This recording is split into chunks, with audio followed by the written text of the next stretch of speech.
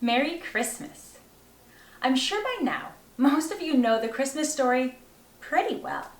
In fact, if we had gathered together for Christmas Eve service, we would have asked all the children to come forward and to sit at the front together and help us tell the Christmas story.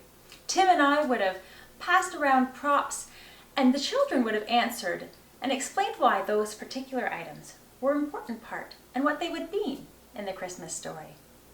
We are having a fairly unexpected Christmas this year. I mean, we might have expected Christmas to be different because we're in a pandemic, but this time last year, last Christmas, not a single one of us would have been able to say that this year's Christmas would be so completely different.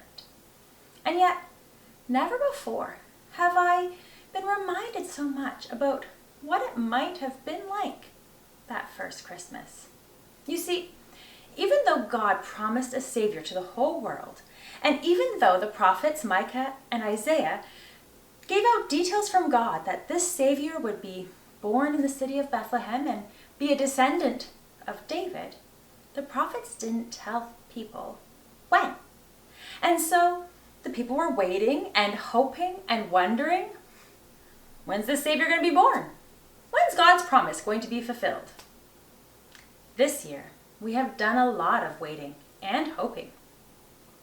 This year, for the first time in my life anyway, I find that I can relate to those weary Israelites.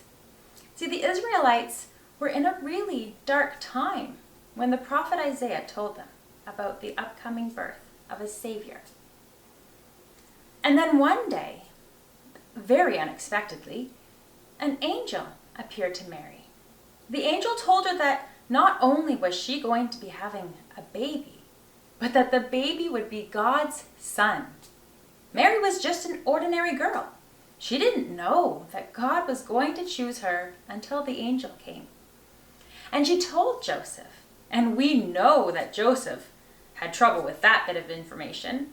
In fact, Joseph had such a hard time with it that God had to send an angel to Joseph to let him know it would be okay, that this was all part of God's plan.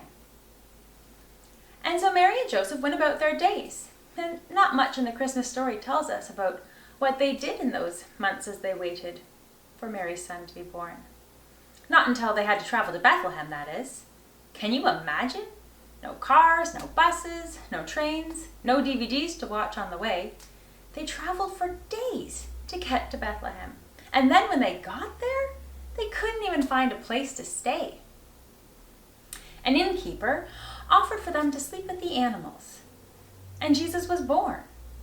Jesus, the most important baby to be born, God's gift of love to the world, was born amongst animals to two regular people. I'm sure that the people who placed their hope in the words of Isaiah had hoped for something a little bit more flashy with the arrival of the Savior.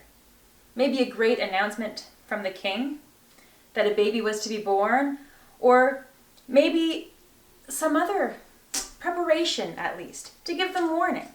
Time to get their gifts ready, make their sacrifices, or whatever else they were hoping to be able to do if they ever met the Savior of the world. But God did make an announcement, didn't he? To the shepherds with the angels.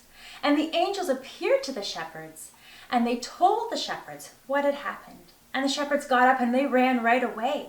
They left their sheep in the field and went to see. And when they saw the baby in the manger, they ran around sharing the good news to everyone they met.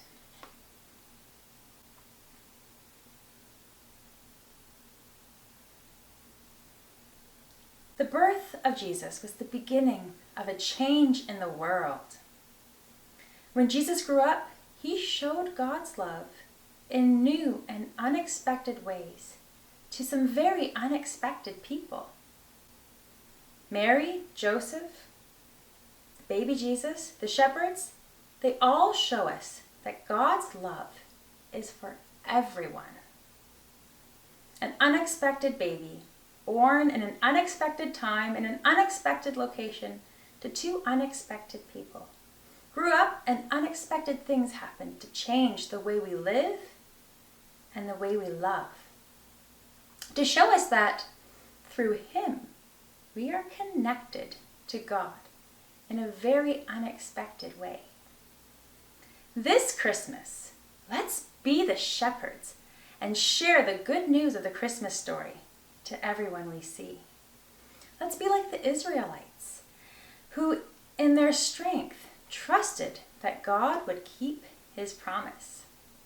Let's be like Mary and Joseph, who, when faced with an impossible challenge asked by God, accepted and did what he asked. And most of all, let's be like Jesus, changing the world by loving each other. Let's look out for one another and shine God's light into the darkness in the most unexpected ways. I hope you have a wonderful Christmas, and I can't wait to see you again.